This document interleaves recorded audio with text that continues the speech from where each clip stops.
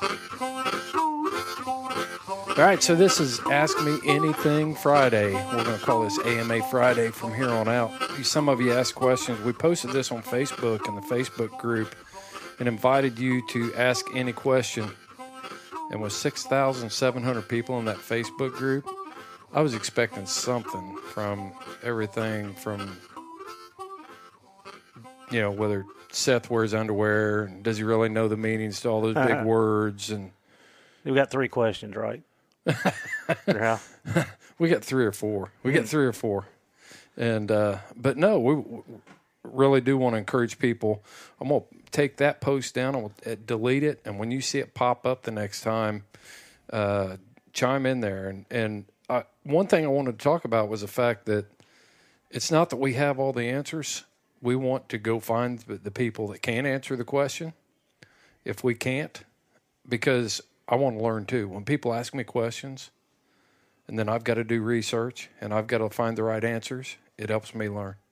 Yeah, I feel like a lot of times, and especially when I'm training, I tell the class that everyone sitting in the classroom knows something I don't. And I'm able to pull something from them if I'll just sit and listen. Yeah. So, yeah, a lot of stuff, especially in the hound world, is opinions. You know, experience, what's worked for you may not work for me, and vice versa. So, yeah, I think you can learn something from everybody. There's no doubt about that. And before we get there, let's talk about bear hunting, because that's what we're doing. This podcast is being recorded at the last minute. We're pushing our deadline up. We're pushing up against the deadline on this one for Sportsman's Nation. Sorry, Dan, but the only reason we produce this podcast is because we really love to hunt more. And so we've been getting after it this week, trying to get some bears in trees, and we got that accomplished this morning.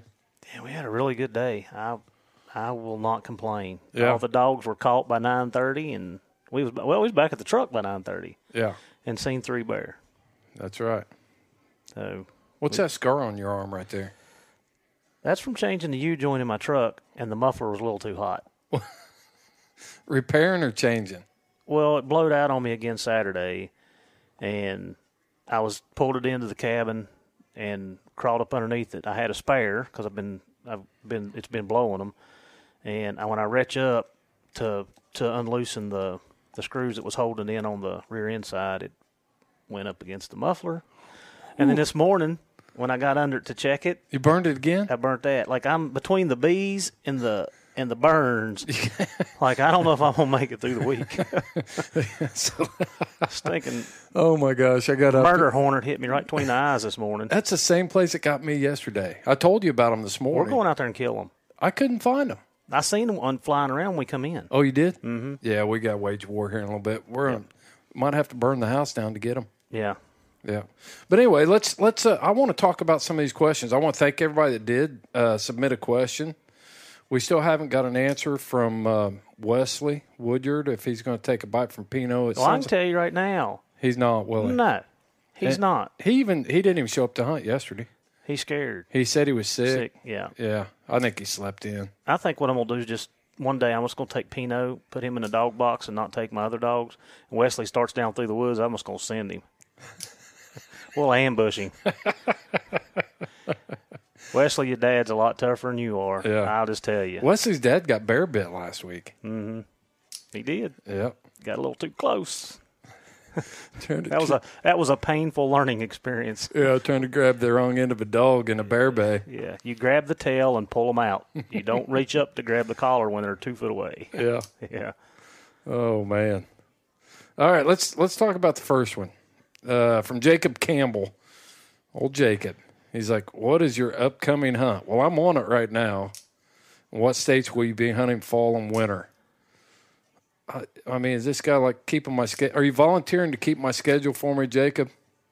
Well, I told Chris, Jacob, that as soon as you get some walker dogs, he said he'd be right over. In fact, if he does come over in the near future, I'm going to send some white paint with him so he can put some racing stripe on them dogs. Yeah, he says we got to paint some dogs in September. I'll tell you what, after this morning, that's funny.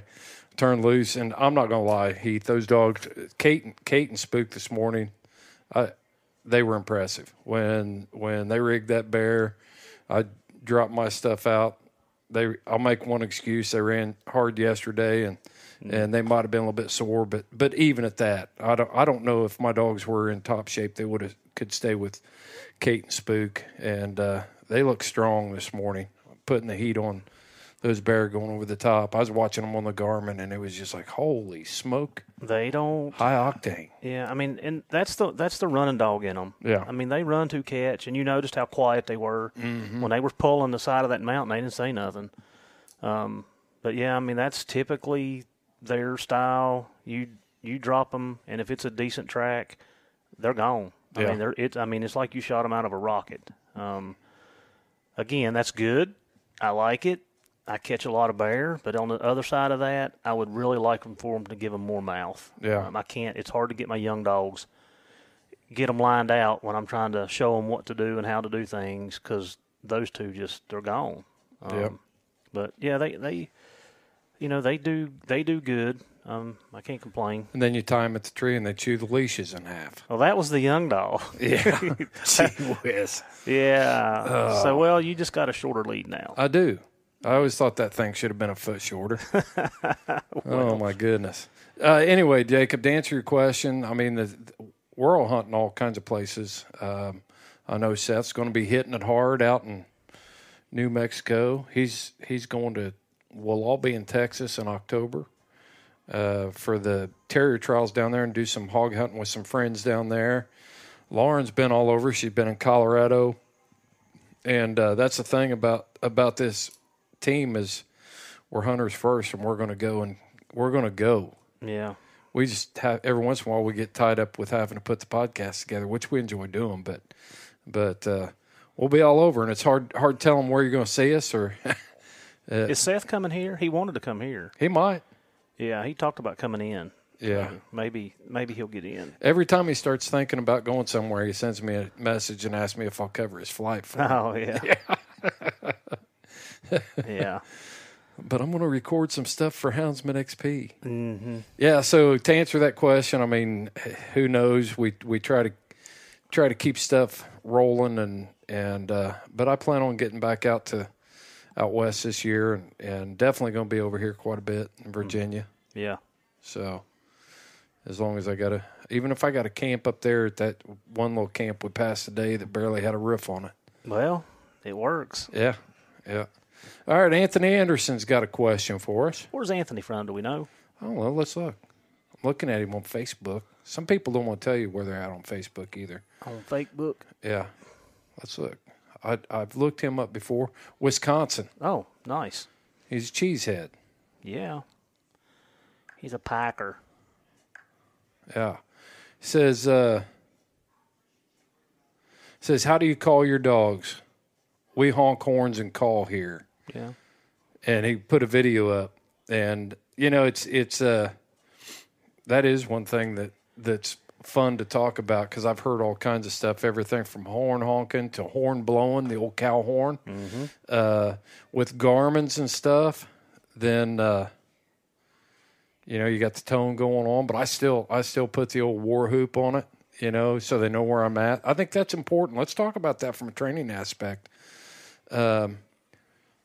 You can tone a dog, but if he doesn't know where he's going, right?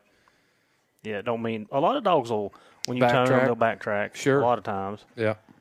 But if you're 100 yards above them, you don't want them backtracking 400 yards down the mountain where you dropped them out. Well, you always want to pair that tone with something, and that recall, whatever you call it. I mean, I use everything. I mean, I'm honking. In fact, the other day, my dog was 0.6 of a mile up the mountain. He was underneath a rock ledge, and I started hooping and hollering, whatever you want to call it, Appalachian slang, and I started beeping my horn. I pulled up in a water holler that kind of shot up the mountain and started blowing my horn. And, I mean, 20 minutes later, my dog was at me. I have used dog whistles. Yep. I have used the old-timers cow horn. I mean, I've used everything. It just seems for me the easiest thing to use is your mouth because you've got it with you all the time. Right.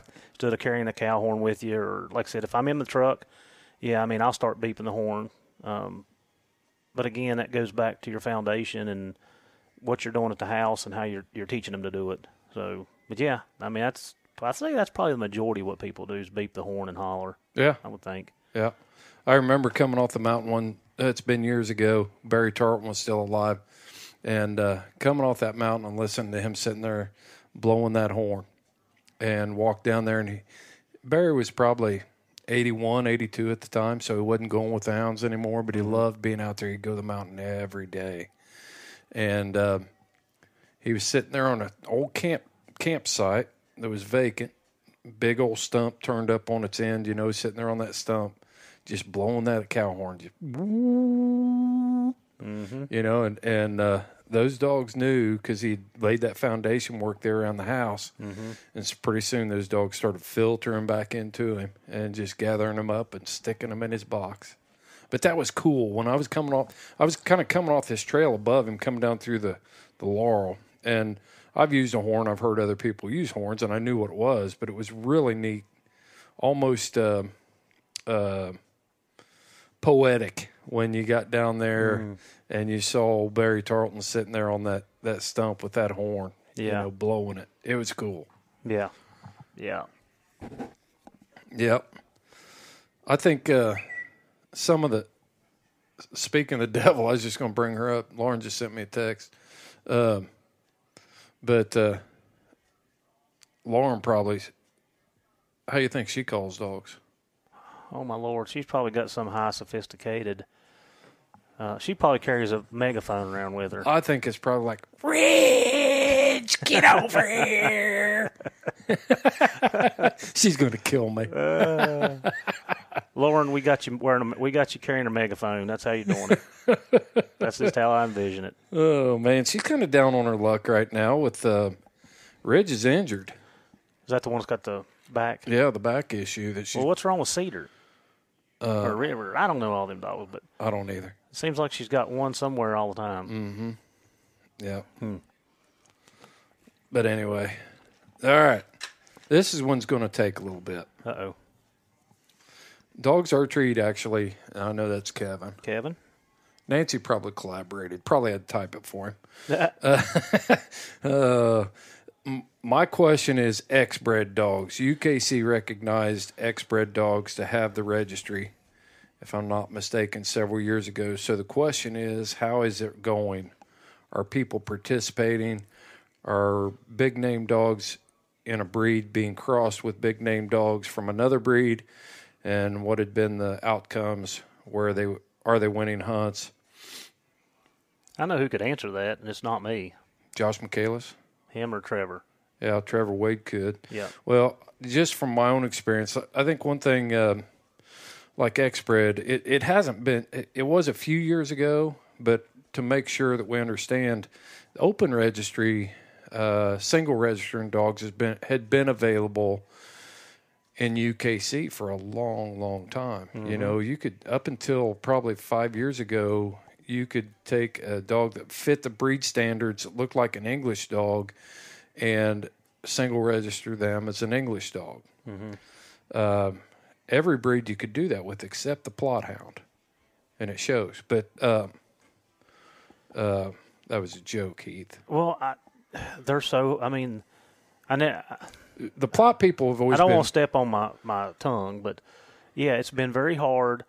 You know, it's been years ago. You know, Gene White down in Tennessee was breeding dogs, and he was having blonde plots. Yeah. And if you go back into history, everybody knows the history of the plot, you know, and, you know, they refused to register them. And I thought any solid color, I don't, and I still don't understand it. You know, they were changing the breed standards, even though some of the original genetics were popping up in color. So I don't know.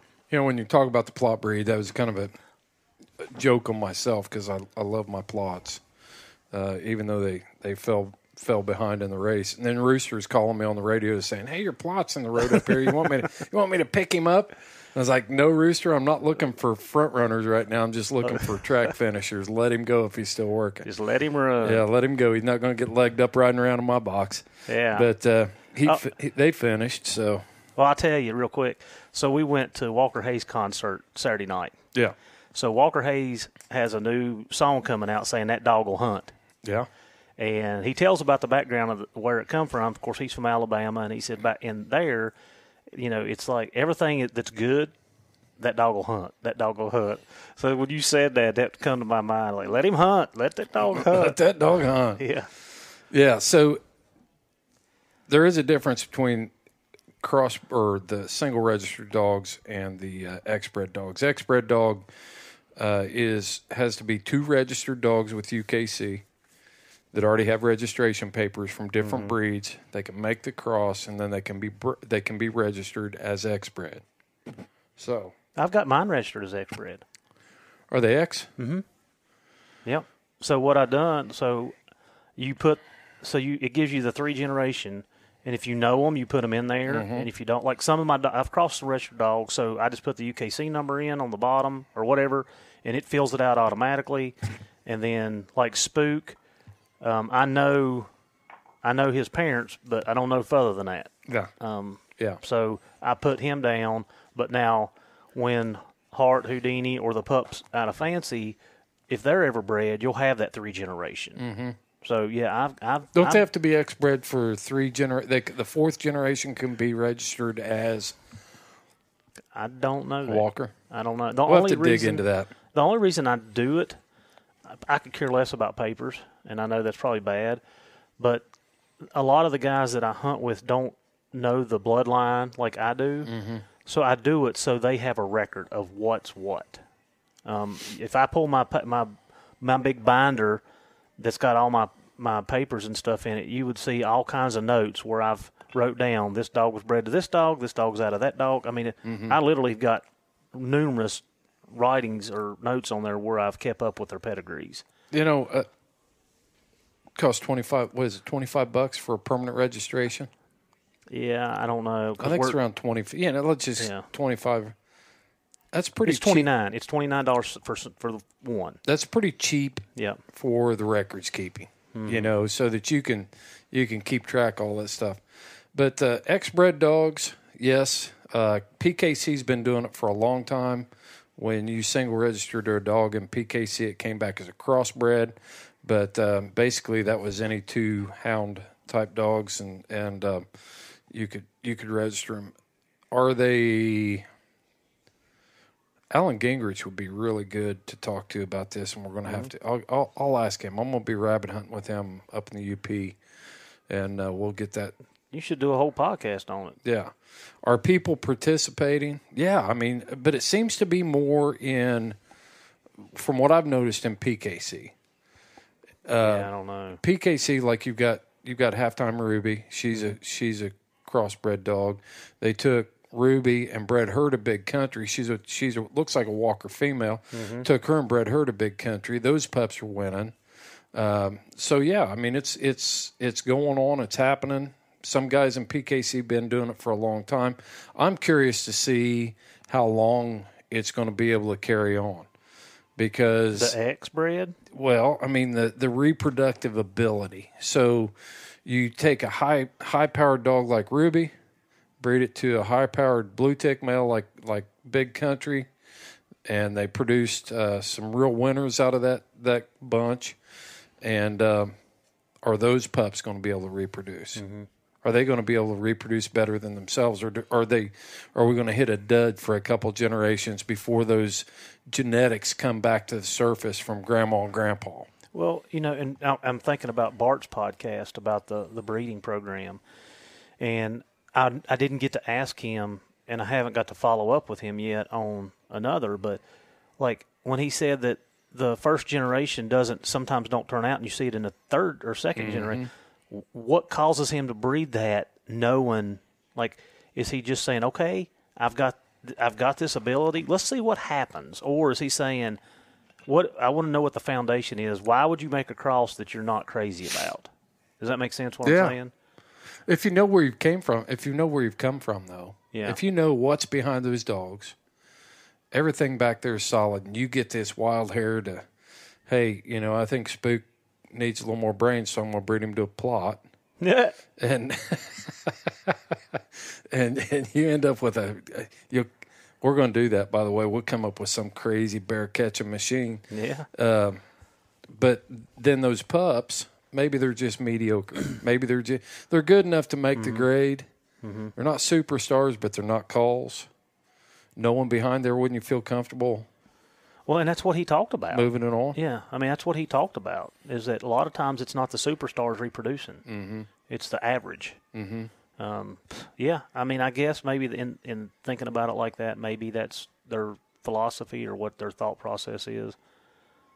But, yeah, I mean, if you got a strong background and pups and litter mates and parents and their litter mates, I mean, I think it's a chance. I don't even know that it's a calculated, very calculated move, and I think that it would benefit you more so than not. I think. Yeah. Yeah. Yeah, I think so too. See if we got that all taken care of. So, Kevin, on a couple of those, I did talk to Alan this week, but he didn't have time to do a podcast. He's getting ready for Autumn Oaks. Are they winning hunts? Yes, they are. You can look at the PKC leaderboards over there for the studs and different things, and it'll break that down. You can find that at Pro Hound. And then Kevin, he says, his second question said, so that first one was too broad, so here's another. When setting dogs up, this will be a good one. When setting dogs up for trash breaking, when is the best moment to administer the dose of correction? What was that again?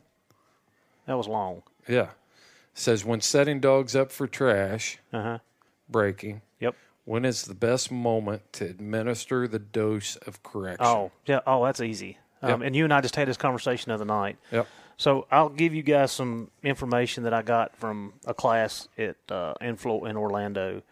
The class I sat through was NEPOPO, which is negative, positive, positive, and it uses the 4 quadrants of operant conditioning. And I think I'm going to adjust my training style a little bit according to the class, the videos that I saw, and how it was applied. So back to Kevin's Kevin question. Mm-hmm. As soon as you see a behavioral change, do not let them get invested. As soon as you see, okay, they got it and they want, that's boom, that light switch went off in their head,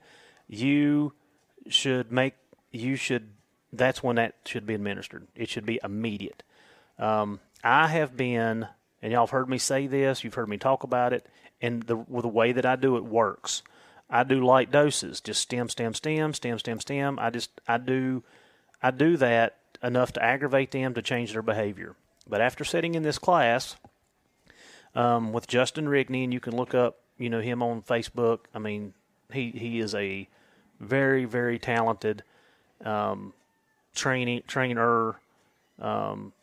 He's awesome with dogs. He said if you want to do extinction training, and he used the theory as a dog putting their paws up on the table or getting What's extinction training? Elimination. Yeah. Done. When I want it over. The behavior is extinct, does not exist anymore. Yep. So that's what we want to do when we do trash breaking. I don't know that I would have said this before I sat in that class and watched the drastic behavioral change. Did you watch videos and different things? Mm-hmm. Yeah, he had it. Remember I told you he had the tone where when he hit the E, you could hear the buzz, and when he applied it and how long he applied it. Mm-hmm. Well, our podcast audience wasn't listening to our conversation the other night. So. Right. Yeah. Yeah. So, Kevin, when you see a behavioral change, you want to eliminate, extinct that behavior. So give us the example with the sandwich on the counter. Go ahead with that. That was such a good example. Yeah. So you got Flu here that wants to come up and eat you make you a sandwich. You go to put trash in the trash can. Next thing you know, you turn around and your sandwich is gone. All right. When that dog, so what we would do is we put a collar on the dog and we set the dog up. We move that sandwich to a coffee table where it's easy access. Same thing with our deer, coyotes, or whatever you're doing. Set them up, and then you turn your back while watching that dog, and when he touches those paws to the table or the counter, or if it's a coffee table and he can lean into it, as soon as he leans into it, he should think that the wrath of God has removed him from that room. So I'm going to up my stem on the way that I'm doing on my trash breaking. I'm going to try it, even though the way I do it works. But where I see the effect of what the videos and stuff, most of these dogs were one and done. Mm-hmm. Now, we're talking about food and not the natural desire to run game.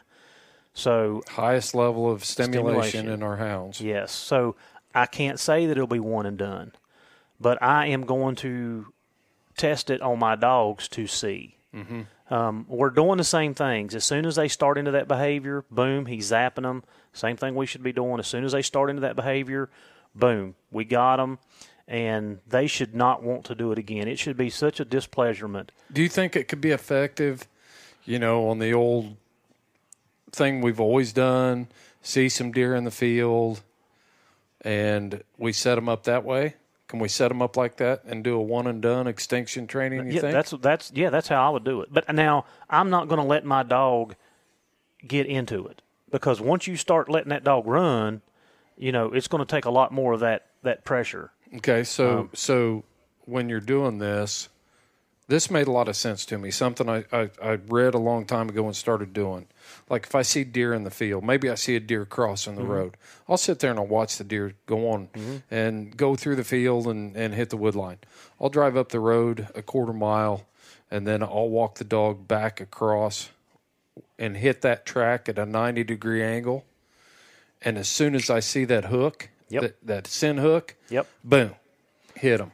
Yes, you can set a dog up to run into it instead of running into it in line. Mm-hmm. You can set them where you are doing the cross track. Yeah, everything's good. Everything's cool. And when you see that head turn, that body language, you see that tail come up, and and they hook into it. Man, that's when I hit them. Yep, that's right. And like I said, I'm not going to tell you I'm burning my dogs up on 18 for the Garmin, but I've been hitting my dogs on 3 on medium. That's about, I can control most of my dogs from almost all behaviors, but that foundation's been set. They understand, the tone. They understand what the stem's for, and they know when they're not doing what they've asked to do. But I am going to up it, and I may do it in small increments. I may go from a 3 to a 5, or maybe a 6, just to see. Because one thing that I know from canine training is, just like I have the Dogtra shocking system, it goes to 127. Once you go past 127, what do you do if that don't work? Mm-hmm. So I don't want to get to 18. I want to be able to control it at 10 or 12 or whatever. Mm-hmm. But I am going to up the amount of stimulation, the amount of pressure, and just to see if it works. But to Kevin, for your question, as soon as you see the behavioral change, and you know your dogs well enough, as soon as you see them and you recognize that they're in odor, bam. And it's got to be immediate. And that's one thing that we mess up on training. And even in this class, he harped on timing. Timing is everything. Mm-hmm. If you want to correct a behavior or change a behavior, it's got to be in that 1 to 1.5, 2 second mark. After that, dog don't understand what's going on. Yeah. Just like the dog poops in the house and you catch the dog and you run him over there and you run his nose in it, it's completely ineffective because the dog's like, what is this crazy person doing? Right. Like, they done took a poop. They don't care what happened 15 seconds ago, and they don't care what's going to happen 15 seconds from now. Yeah.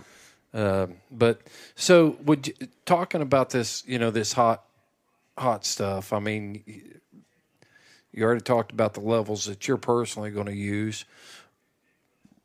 And that's for trash. That's for extinction training. Behaviors, that's not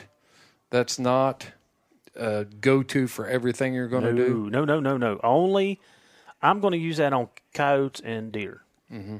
That's it. Nothing else. Yeah.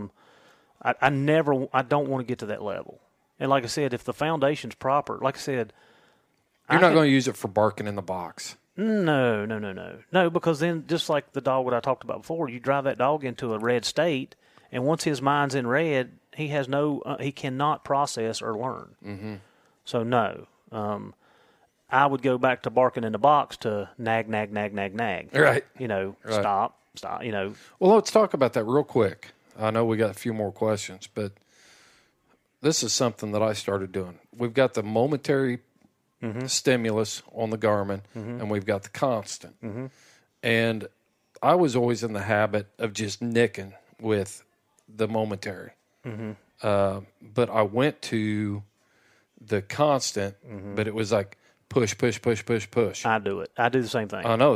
I got it from you. I started thinking about it, and I thought, okay, that's, so it's buzz. I can do it as quick and as long as many times as I want to. Yeah. And then if I need to apply pressure and hold it, I've got that option.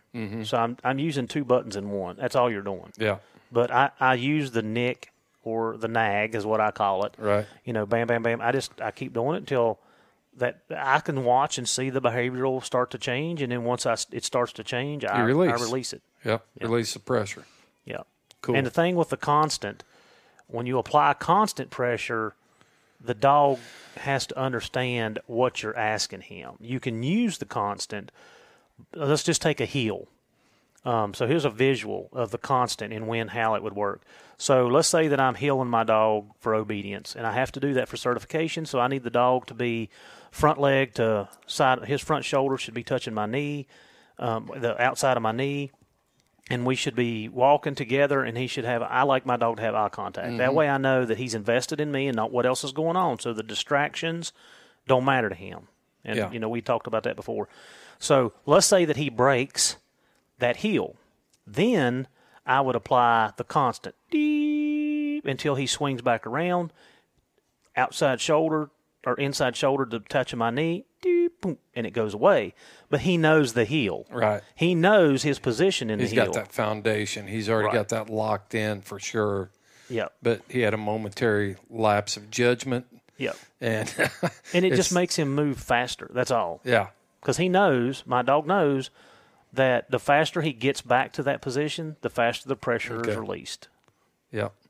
Yeah, so to recap that, the right time to administer the dose of correction is when you see a behavioral change in your dog. Not when they get invested, 100 yards down the track, stuff like that. And I've had guys actually tell me when I was trash breaking somebody riding with me, it's like, I'd let that dog go ahead and run that deer, let him run it a little bit, and then light him up. It's 10 times harder to break them that way. You can, and it works, but you're taking the long way around. Yeah. When that dog gets vested, and you'll know it. You got to shock them, hold it down, and then they quit instead of going, okay, here's a behavioral change. Oh, beep beep or whatever, and it's done. Right. So, yep. Ariel Poldunas, she's setting us up. Oh, Lord. Yeah. She set us up with this question because she probably already knows the answer to it. She's just going to come back on the next podcast and tell me how I messed this up. She probably knows the answer to her question. Yes. Yeah. All right. Ariel asks, and Ariel has been on our podcast, The Journey 3 times now. Mm-hmm. Yeah, 3 different times. The last one was great about dealing with the tone and how to train with the tone.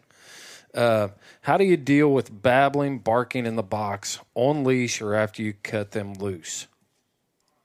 We have a couple that are bad about this. One female especially is a firecracker but gets frustrated and whines, barks, screams if she's not the one out working the track, and she barks the whole time on her way to join the other dogs when we cut her loose. So the question is, how do you deal with babbling, barking in the box on leash or after you cut them loose? And I'm going to go ahead and talk about include up on the rig versus being inside the box eventually. Yeah, I mean that's a tough question, but let's talk about that really quick so people understand what's going on in the dog's head. that cue or stressor is basically the dog's excited or has anxiety or he's got pent-up frustration because he's not being turned loose. Okay, so that's what's causing that whining or barking. Our dogs do it at the house too. I mean, you have to understand what's going on. And where we make mistakes, and Ariel's way smarter, so I know she's not done this. But like at the house, your dog barks, and then you go out there and, okay, you pet him. Well, you just reinforced that bad behavior. Yeah. And instead of ignoring it or whatever. So the hard thing is, especially, and this is just like tracking. Like this is where it gets so difficult. If that dog's in odor and it's barking and whining, that correction is it's on a fine line, very fine line, because there's where you can start diminishing drive. If the dog's just barking to be barking, that's a different story. Yeah. So you have to be able to differentiate between the two. One of the things that I do, let's say I'm out walking. Let's cover that first. If I'm out walking and my dogs strike, we all know if dogs all blow up on line, I mean, it's a hot track. Yeah. So I don't really care, and I'm pretty much probably cutting them in or cutting my young dogs in one at a time at that point. Babbling is a carryover of bad behavior from caused by us a lot of times. When we take that pup that's 4 months old and we expect them to try to turn them loose on a track and they can't keep up, like you said, it's bad. It comes from frustration. So, a lot of times it's just one of those deals. If you don't start the behavior, you don't have to correct it later. And this is one of the downfalls that I've been guilty of over the years is getting excited about that young dog, wanting to get them out there and turning them loose with the old dogs. And they're just yap, yap, yap, yap for 150 yards. And then they realize they're not going to keep up and they come back. And I didn't do anything with it. Now they're walking along beside me. I've created a couple bad things there by trying to hunt a pup too young. If you see a pup, if you've got a young dog out there that's leaving you like that, they're not ready to hunt yet. They can't keep up physically. Take them on a walk by themselves. Let them learn that, let them learn to hunt at their own pace instead of sitting them out there and expecting them to go with the big dogs. Yeah. I mean, just like I did mine today. I didn't turn her loose with him. Nope. She couldn't have kept up if she didn't wanted to. Right. So how old is she now? 6 months. They're 6 months. And she's a big pup, big leggy, but she just doesn't have the physical ability to do it. Yep. And she may have the desire to do it, but she doesn't have the physical ability, and she knows she's dropping behind. So now, what's she going to do? Yep. So what was the second one? Let's talk about the truck. I think it was a truck. Yeah, it was barking in the box on leash or after you cut them loose. We covered cut them loose and on leash. I'm not afraid to use a little bit of stem on leash when they're sitting there. And I'll even use a little bit of stem on a dog that's physically capable of going. If they're still babbling and stuff like that, dogs are going to do that. And that's where I do use a momentary button when if they bark, just boom. If I know they're babbling, if I'm cutting them in, like you said, no track there, you can tell they're just beelining. If they're headed in there, I'll just bump them every time they bark. And then once they get there and they start opening, you just let them do it. And I've had good success doing it that way. Yeah. It doesn't low stem. I'm not going to that extinction level training where I'm blowing their heads off. No. I'm just bang, oh, bang, oh, bang. And then you hear, woo. Yeah. And then you just release the pressure. Dogs are smart enough to learn that. Yeah. And, another thing, too, there is turn them one loose at a time. Yeah. If you'll everybody has their different ways of hunting and everything, and it works, whatever, I'm good. But I'm very cautious. I try to get my dog started, whether it's off the rig or free casting. I don't just cut them all loose. I let one get in, and then I send another, and then I send another, and that way I don't have two dogs horse racing. Right. I don't have that. So again, that's just something that I've learned over time. That if I don't do it, then I don't have that issue. In the box. In the box. Woo. And we can't really get into this because it talks about the box. But do I? the dog box. Oh, design the dog boxes? Well, yeah, I feel like certain things that certain dog boxes promote this. The reason we're not going to talk about this is because Seth is interviewing some folks about dog box designs and different stuff. We'll wait and see what he says about it, because I imagine it's going to be like long dog rigs that have these remote control doors and stuff on them. But he'll probably, I think he's actually, I better take that back because I think they're interviewing me. Oh. About dog box design. I'll make sure I throw that part in. Yeah. But as far as box goes, for me, the dogs are cut loose. Dogs want to stay in there and scream their heads off. There's a lot of bad things that can happen with that. If you're, here's a good example. You're pulling up, you're watching the race on your Garmin, and you're planning on packing into it. And you pull up there, and you're wanting this bear to cross. You're wanting to come on across. You pull up there with a dog box full of barking crazy hounds, and you turn that bear, and you lost your opportunity to pack into them. So for me, one of the easiest things to do is just keep a bark collar on your dog. But the hazard of that is, in the middle of everything, I have turned hounds loose with bark collars on them, unawares. And luckily they were older dogs that didn't set them back. But for me, barking in the box is a no-go. If they're up on the rig and they're just nervous barking, I just take them off the rig rack and put them back in the box. If you're going to act like that, no, you can ride inside. And they know that when they're in the box, they're to be quiet. Now, there's a big difference between nervous barking and rigging. When we were going up the mountain today, my box blew up going up the mountain. It just, woo! I knew what that was. I don't get excited about it. I expect them to do that. Uh-huh. Yeah, I don't, my dog, if they're on top, they're allowed to bark.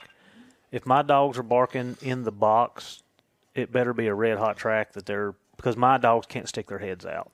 And I can shut my box up in about 2 seconds, where there is no excuse for them to be barking. Like, I can shut it up. Like, I can shut my slides, and it's quiet. Mm-hmm. And usually if I'm standing, like what you're saying, if I'm waiting on a bear to cross, I get out and I stand at the back of my truck, and if I hear anything, I just start I try to control that. Isn't that just simply cap and drive? You're capping that drive at that point and saying, settle down, guys. This isn't going to happen for you. There's no sense in expending the energy right here. So just chill. Yeah, I mean, to a certain point it is, yes. And if you spend the time training your dogs not to run over top of you when you let them out of the truck, and if you're hunting and free casting and you got your dogs on a lead and you teach them that, okay, when you're calm and collected, you get to go, a lot of that stuff takes care of itself in the truck too. Mm-hmm. So little things you can do in the foundation part that we always talk about will help eliminate a lot of these issues, I think. I read something a long time ago back in the message board days.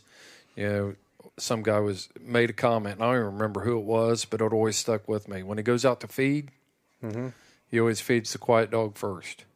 Mm-hmm. He goes over and he feeds that quiet dog first. And if you do that consistently, it could be a different dog, but they all figure out that the barking doesn't get them fed. Right. That's not getting me rewarded here. Mm-hmm. When I calm down and I settle down and I start acting like a good, decent human or citizen in this kennel citizen here, I'm going to be fed. Yeah. No, that makes perfect sense. I mean, you're teaching a dog patience. Yeah. Yeah. Yep. So there we go. All right, let's see what we got here. This will be quick and easy, I think.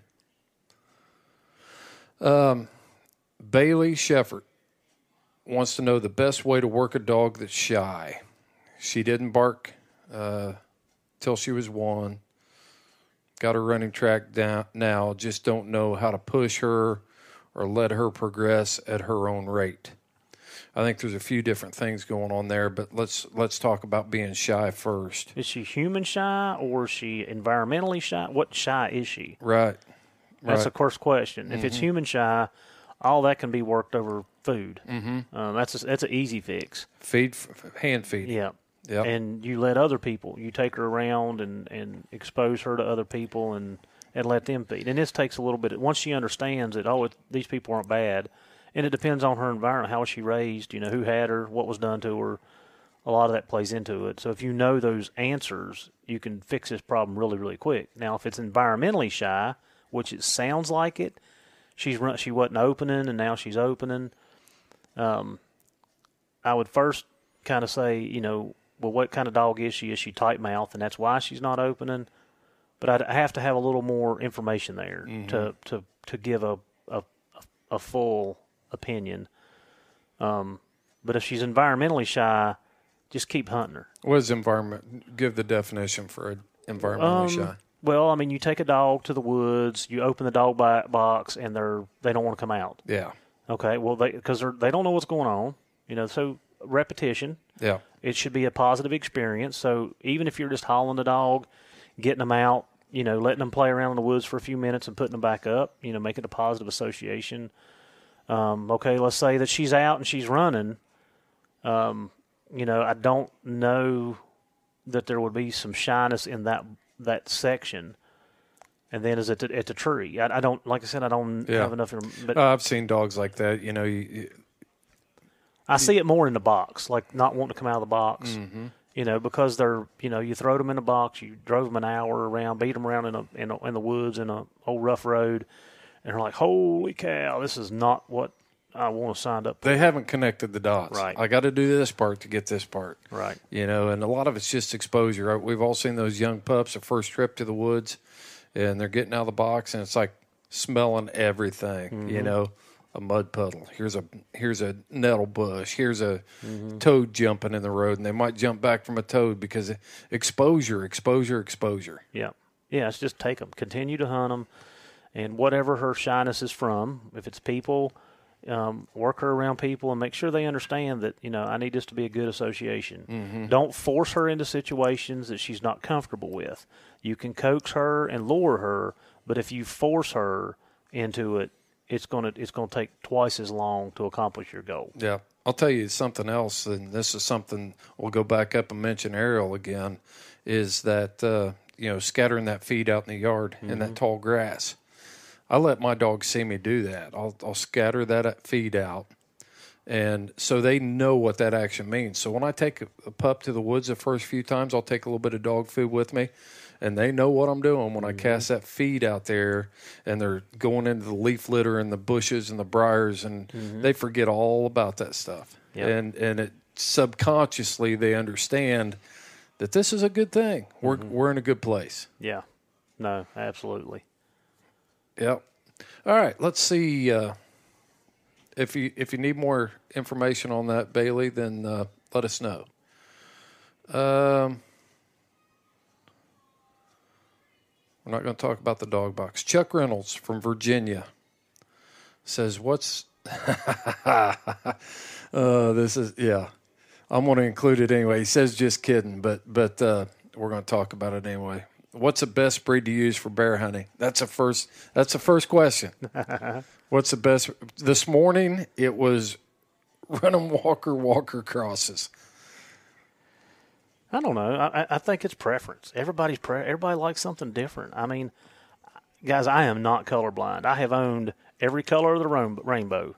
I saw black and tan this morning. Mm-hmm. Yeah. Yeah, I've got two here. Yep. And of course, if you follow my old line of dogs, my first true bear dog that caught bear by himself was half black and tan, half walker. And let's go back to Kevin's question about the X-bred. Yeah. His dad's mother was a single registered walker dog. Yeah. So I mean, I'm not colorblind. If it does the job, I lead it. But there's certain things that I like and I don't like, and I think that's everybody. You find a dog that's out of good bear stock, or it can be even coon bred. You find a dog that has a desire to run and catch and tree, then I don't care what color it is. Yeah. It's just got to have some of those qualities. It's got to have those qualities. And I've seen good dogs in all colors. Mm-hmm. I mean, we all have. If you've hunted long enough, you've seen it. Yep. So, I don't know that's. I mean, it depends. I just appreciate a good dog. Yeah, that's what I'm saying. It don't matter. Yeah. Yeah, I mean, I mean, I think it depends on what country you're in. Yeah. You know, are you up north in the swamps? That takes a little bit of different style of dog. Are you down south in the swamps where it's so thick in there, the dog, you need a smaller dog? I mean, it just depends on where you're at, what's your environment. You know, do you have water, you dry ground, or you? Yeah. But Chuck asked that because he knew he'd get a rise out of us. So thanks for submitting that one, Chuck. But, okay, this was his real question. It says, what is a finished bear dog? When do you consider it finished, and how old are they generally when they are finished? And I'm going to hit this one first. I don't think a dog is ever finished developing. They may hit a plateau where their performance caps out, but most dogs are going to continue to learn stuff, and they can improve their performance as long as they're physically able to improve their performance. Mm-hmm. I hate the term finished bear dog because I'm kind of like, well, I don't want to be finished. Mm-hmm. I don't want that dog to be finished. If I want it, but I think there are certain capabilities. You know, you've got the intelligence levels. You've got those sort of things that may hinder them, and then eventually you're going to hit the physical levels. Mm-hmm. But you know, to put a hard rule on it for me to say, you know, if I don't have a dog that's finished by the time he's 3 years old, then I'm gonna give up on him, or I'm gonna, you know, that's a call or whatever it is. But the first part of his question kind of set it up. What is a finished bear dog? I think it's pretty well. You would think that would be a simple answer. For me, that is a dog that can strike his own track. And I mean, we're not going to get into the cold trailing, hot tracks, whatever. He strikes his own track. He's able to catch that bear and tree it by himself. To me, consistently, that is a finished a dog that can catch bear consistently by himself is I'll say he's a bear dog. Mm-hmm. Now we can get into different types and everything. Like I said, I got a cold trailing dog, and let's finish that up. It depends on what part of the country you're in and how much you're hunting. Mm-hmm. You know, guys that can hunt year round. You know, West Virginia's pretty liberal with their. I mean, you can hunt pretty much all the time. Carolina, you can hunt down there. You know, they may have a pretty finished dog at 2 or 3 years old. Yeah. For me, I mean, my dogs are not 4 yet, and I don't consider them even. You know, they're not finished. I still got a little trash breaking to do. They're still making some. You know, like Spook this. I mean, they still make mistakes. I don't consider a dog finished until he's 4 or older. Mm-hmm. And now, I do think by 5 or 6, you've got what you have. Right, I agree with that. That dog should be consistent. You should be able to depend on him regularly, and he may like surprise you now and then. I say I agree with that after I said that first part, so I need to clarify that. You know, the parts that they can run, catch, they need to be able to run, catch, and tree game by themselves or within a pack. You know, if they're not doing it by 5 years old, then I've got the wrong dogs. Yeah. You know, for sure. Yeah. But after that 5-year-old, man, I've seen dogs that just they figure stuff out. Mm-hmm. You know, they figure out the life hacks and catching mm-hmm. bears and shortcuts and different stuff like that. So mm-hmm. they continue to get better. So are they truly finished? So finished is a word that we put on them mm-hmm. as a grading scale. So I think you're right. A finished dog is a dog that can consistently catch bear. That would be the definition. Now, I agree with you. There are going to be times from that dog's 5 to 10 years old that they're going to do stuff, and you're like, "Daggum, how'd he do that?" Yeah. Or, you know, he's going to. I've never seen him do that before, and it was a good thing. Right. Yeah. You know? I mean, so and it's like you said, he figures things out. You know, that experience puts him at a higher level. Yeah. I think. Yeah, for sure. For sure. I think we've got one left, and it came in late because I didn't get the post down. But Luke Jordan, you got the question in before we did this, so I'm going to answer it. Nope. Luke, you were asking about dog boxes. Seth is going to take care of that. 2 more. Tricia Butler asks, how do you break a dog from tree jacking? Ugh. Tree jacking, to describe that, dogs are treed, and you got a dog that's, I mean, I've seen them as bad as, running up the tree 10 feet, launching themselves backwards 15 feet off the tree, barking a few times, and doing it again. Yep. That is my pet peeve. I won't hunt a dog like that. I don't care how much game they can catch. I've seen more problems at the tree, either them injuring themselves or landing on another dog. I don't want my pup it's the first tree they came to, that they showed up at on their own, finish their own race, and being mauled by some thug in there that doesn't have any manners. And tree jacking is something that I got laughed at when I said I think tree jacking ought to be a scratchable offense in competition coon hunting. And I stand by it. I think it's a major cause of aggression. It's poor behavior. It ought to be a disqualifying fault in a dog. But Heath, what do you think? Again, we can control stuff when we're there. It's when you're not there for 2 hours or 2.5 or 3, however long it takes you to get to that spot. That's, that was the whole issue with the aggression thing. Like, you can control things. Dogs change their behavior when you're around. If you can set the dog up, if you're coon hunting, I think it's pretty easy because you can do it multiple times a night. I think I would start with going back to that low level of stem, and when that dog starts to jump, and when he sets down or he decides to put his feet up on the tree and start treeing, then that's when you go in and you praise the crap out of that dog. Mm-hmm. That behavior, the behavior that you want, you reward it. I've seen guys tie dogs, right to the base of the tree. When they jump up, they're flipping around. I mean, I've seen all kinds of different ways to do it. I have actually lessened. I can't say that I broke it completely because I don't know what they did when I wasn't there. Mm-hmm. But I've had 2 dogs in the last 8 years, 10 years that I did exactly what I said. I went in, I sat up on top of the hill and watched them. And when they started to do that, zip, zip, zip, zip, zip, zip, zip, just tap, tap, tap, and I curved that behavior. And you've got to be consistent with it. You've got to do it every time you go to the tree. That's why I say, I think if you're coon hunting, it's something that you can do easier.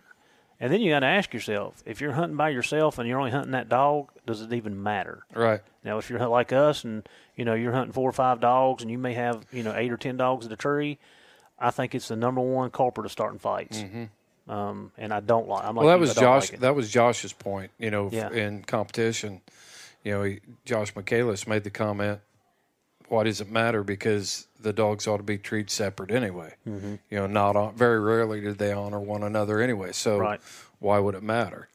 So my opinion about a disqualifying fault might be a little dated from earlier UKC hunting when you have more stuff on it.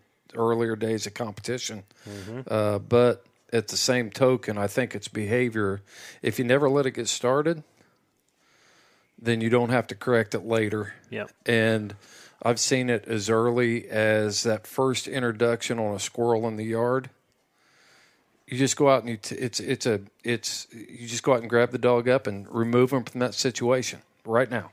Yep. And then you set him up again to let them get treed on something, and you be ready for it to step in there and, tell them no, they got to understand that they can't do it. And then through our collar conditioning and things like that, then we can introduce stem to it if we need to. Yeah. Yeah. Like I said, I feel like just enough stem to stop that behavior, but you got to, like I said, your timing is going to be it's got to be impeccable. It's got to be right in that moment, right before they jump. And you've got to switch that behavior right then. See, I'm gonna go extinction training on that bad boy. Yeah, maybe not at the tree. That's a little rough. That's maybe. What I say. I feel like you're in that fine line. Yeah. You don't want to shut them down. I'd like to go extinction training. Yeah, with more than a knee collar. Yeah, yeah. So yeah, I think the best you can do if you've got it deeply ingrained in them is, like you said, curb the behavior. Mm-hmm. You're still going to have some bouncing. I love a good clean tree dog or one that sits back. they never have problems. I wished all mine set back. Yeah. I wished all of them did. Yeah. Yeah. One more. Derek Tormanen of Outer Agenda. Mm-hmm. He designed some great logos and graphics and stuff for the hound community from Michigan. He says, is there any good method for making a dog stick to the tree, or it is in their blood to just keep nosing around and venture off? So how do you get a dog to stay treed? First thing I'm going to do is if I see a dog, if he's had a history of treeing and he's doing well, we talked about this with a couple podcasts ago on Caring for a Hounds on Budget, Part 2. First thing I'm going to check is make sure that dog's ears are clean and clear, flush his ears, make sure he doesn't have a bunch of buildup or an infection in there, because I've seen it so many times. You get a good young dog coming on, and all of a sudden he just starts this weird behavior, and it's a health issue. He's not comfortable with his head rocked back and barking. You know, he's got that ear infection, and they don't tell you, like, when we've got an ear infection, it hurts when we whine around and stuff. Hounds might be as subtle as just a flick of the ears, you know, when it comes out of the box. Mm-hmm. So first thing is keep the ears clean. I've got some other stuff, but what do you think? Well, the first thing I'm always ask myself about genetics. You know, is the dog milling all the time, or has he been treeing and all of a sudden he's just stopped? Right. I mean, I guess that would be a question, which applies to the genetics. Everybody does things differently. Again, it's just my opinion.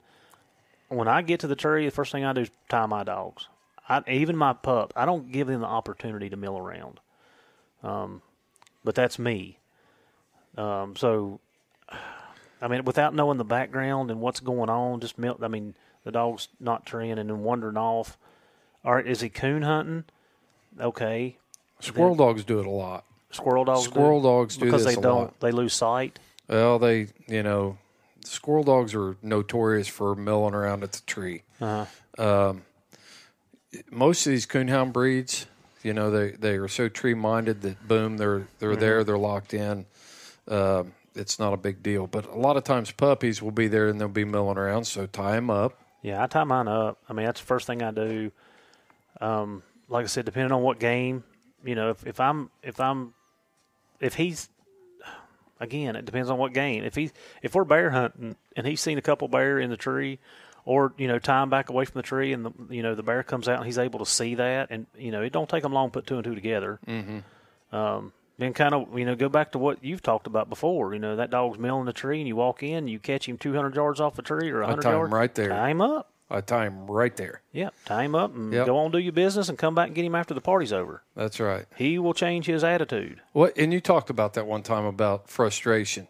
We can use frustration to our advantage. Yeah, building frustration. You know, we do it in our... We don't have to be successful every time. Or end on a positive note type thing is what you said. That's baloney. And in canine training, I was always taught that. End on a good note, end on a good note. And then when you keep pushing that dog, next thing you know, you got a big blow up that takes you 30 days to fix. Yeah. The dogs don't have to be successful. Mm-hmm. If I've got a dog that is bad in grip, and this is just an example, I got a dog that's got a shallow grip, which means he's biting with the front part of his mouth, and you can see air between the back part of his gums, not gums, but the back part of his mouth, and I can stick the jaw and stick fingers in there. That's a shallow bite. Mm-hmm. So what I'm going to do is I'm going to give him a bite, and I'm going to work him until he slips that bite, and I'm going to put him up. And I'm going to do this over and over. I'm going to take that away from him. And next thing you know, he's got full mouth, and he's not letting go for nothing. Yeah. And we use it to develop bite strength too. So there's a couple different applications, but that's just a very simple version. Yeah. So you're using that frustration to build desire. Yep. To increase that drive to do the job. So when we're talking about tree, then he's already shown you he wants to be there. And if he's coming back and meeting you, you've already heard him in there. You're walking in, he comes back and he meets you. Boom, tie him up right there. Hopefully, and just walk on into the tree. Hopefully, you're hunting something else. If you're hunting by yourself, tie him up anyway and walk in there. If you're squirrel hunting, shoot the squirrel out.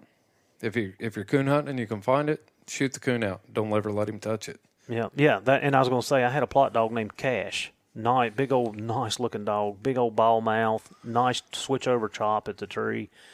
And he would do that. He would trail into the tree, throw out a couple of locates, sit down, oh. And I mean, a minute or two, boom, he was down, fooling around. He'd mill around, and he'd leave. So back then, we had the Sunglow had the collars that put out the neon. Yeah, all the way around. So I bought one so I could watch him and see what was going on. And the solution was, I actually took my old brandy female, and I would let him tree, send her in. She'd hold the tree, and I would catch him and tie him, and I'd shoot the coon out to her. Yeah. And not let him have it. You bet. It took 8 times. 8.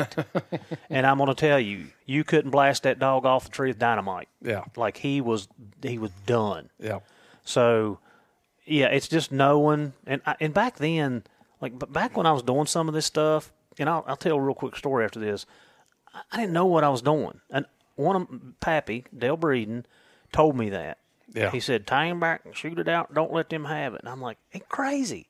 Yeah. You know, because we thought, give him more game. Give him more game. But now that I've got in the law enforcement side, you know, we use terminology in the bite world that if I've got a yard full of rabbits, the dog gets lazy.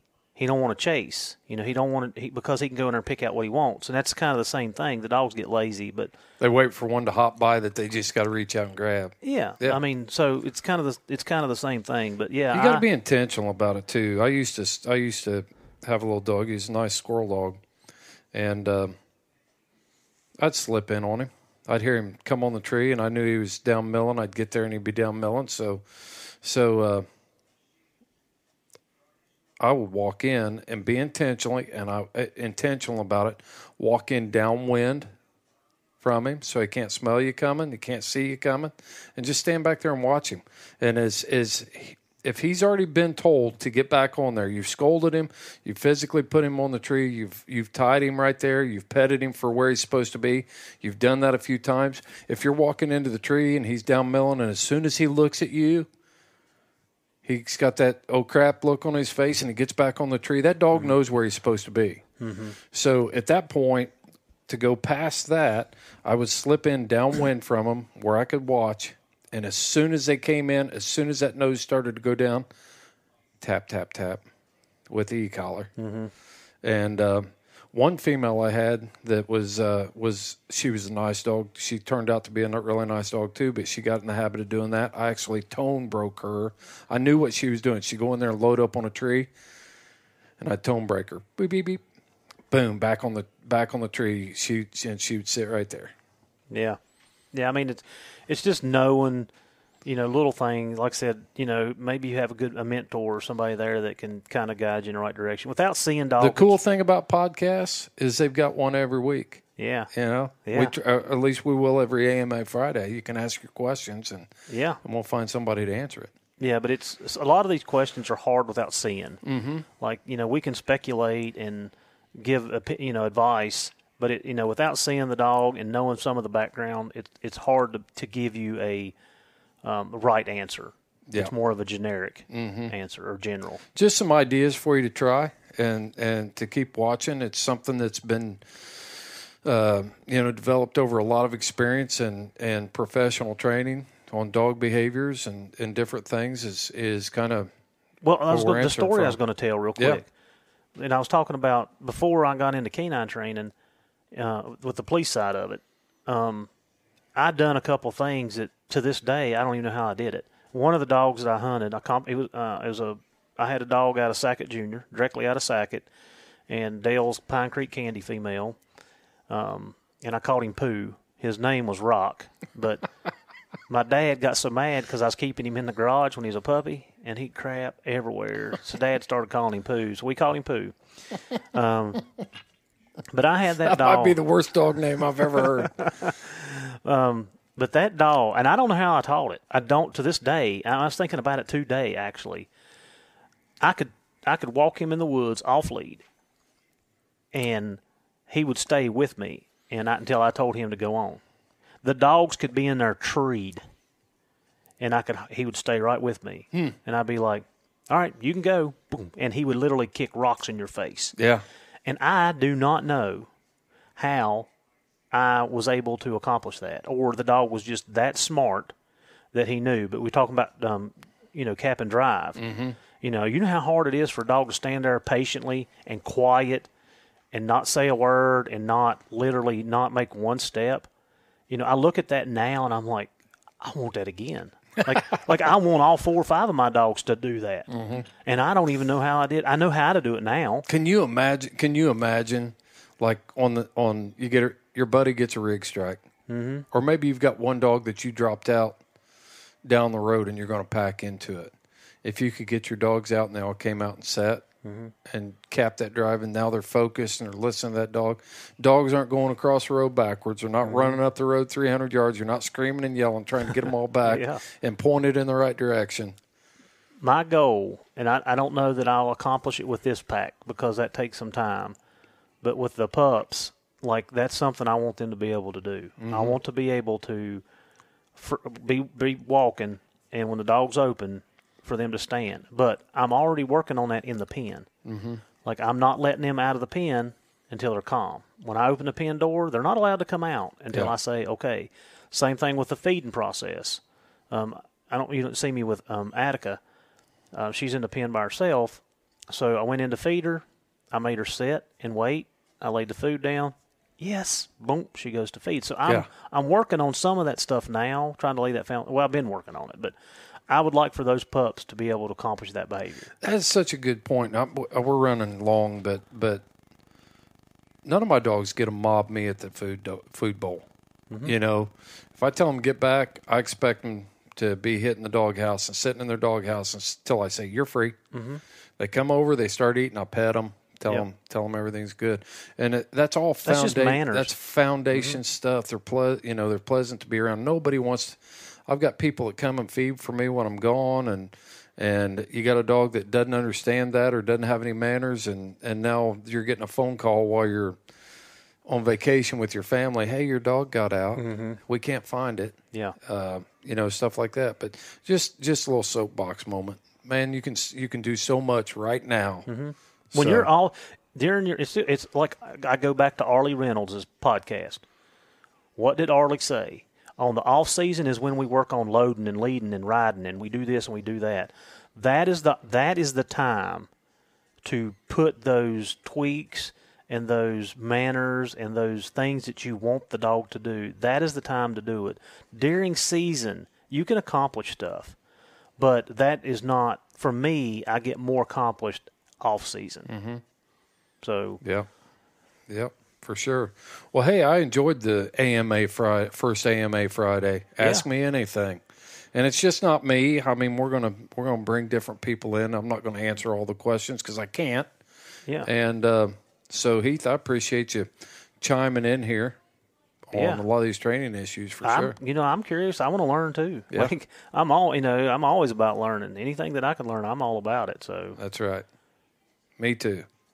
So hopefully people get a feel for this and start piling them up. And in the future, if we start piling up a lot of questions, make sure you're following us on Facebook. The Facebook group is Houndsman XP Podcast Group. Make sure you're answering the questions. We delete. If you don't answer the membership questions, we delete it. And the reason for that is we have had trolls come into our group that were there to do nothing but spy and gather information on people and houndsmen and what we're talking about and different stuff like that. So we aren't going to let people just come in. You got to go through all the questions. Do not hit that submit button until you've done all of them. So if you've been denied in the past or you haven't gotten in, go back in and answer the questions. And we've had a few that answered the questions that were still trolls too. Yeah, they came in, they slipped in. We look at a lot of those profiles. If you've got 3 pictures of you in a bikini at the beach, mm-hmm. You're probably not getting in. You don't have any indication that you're a hunter or a houndsman, probably not getting in. Right. So, anyway, Heath, that'll wrap this one up for AMA Friday. So, all right. Thanks, man. Yep.